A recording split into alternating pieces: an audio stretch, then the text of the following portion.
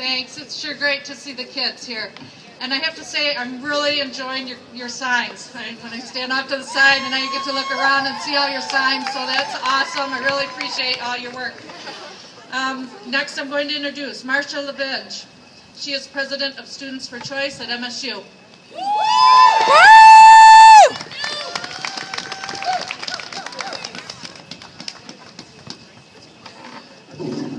Thank you, everyone. My name is Marsha Levine, and as of last week, I am the former president of Students for Choice, which is something that I'm actually excited about because I've led the group for the past couple of years, and I'm glad that there are more young, passionate women who are willing to take on leadership roles in the fight for, women's health. As an activist and as someone who spends a lot of time in the progressive sphere, I often hear people say that my generation is apathetic. Regardless of how true this is, there's one thing I know for certain. The battle for women's lives is not a thing of the past. These threats, like the transvaginal ultrasound bill we saw in Virginia, or the Planned Parenthood defunding battles we've seen all over the country, are not just politics. They are pieces to a larger war against women. And this war was not waged and won and laid to rest by our mothers. This war is here, this war is now, and it is terrifying. When those apathetic people of my generation or our extreme opponents say that the war on women is imaginary, I urge them to talk to women. Talk to real women who live everyday lives. Not once in my experience as a grassroots organizer did I talk to women and not hear a story of heartbreak, of struggle, or of frustration. The last time I hit the pavement with Students for Choice, I had a young woman walk up, and she silently signed our petition in support of Planned Parenthood. And as she turned away, she told us, "Planned Parenthood saved my life." Now, I've heard this before, many times actually, but what was so powerful about this young woman's statement was her quietness. She wasn't an activist, she wasn't on a soapbox, she wasn't saying this as a political move. She was stating a personal fact.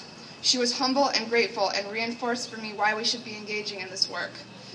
Today I ask you three things, and I think these three things will be the key to mobilizing not only my generation, but women all over the world.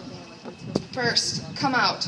Much like the LGBT movement urges its community members to come out as pro-choice. Come out as pro-women. Come out as a defender of human rights. Forget the rules of polite dinner conversation. Shout it from the rooftops.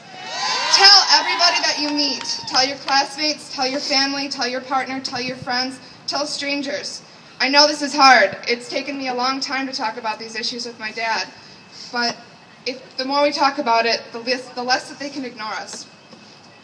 My second request, get involved. Support pro-choice, pro-women candidates. If you can spare only an hour or only $1, do it.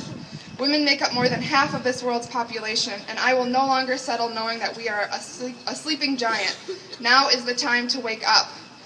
When I'm old and I'm gray, I don't want to tell my children and the children of this earth that I sat by and watched a radical minority take away our basic human rights. I want to be proud of the actions I took. I want to be proud of the words that I spoke. I want to be proud of my generation. We are smart, we are passionate, we are creative, and we're facing problems today that our mothers never dreamed that we would have to see. Let us not waste the intuition and the strength and the knowledge that they have given us. Women's health isn't a social issue. Women's health is a human right. We will not compromise. Our rights are not a political bargaining chip. There will be no compromising in this election. We will be relentless.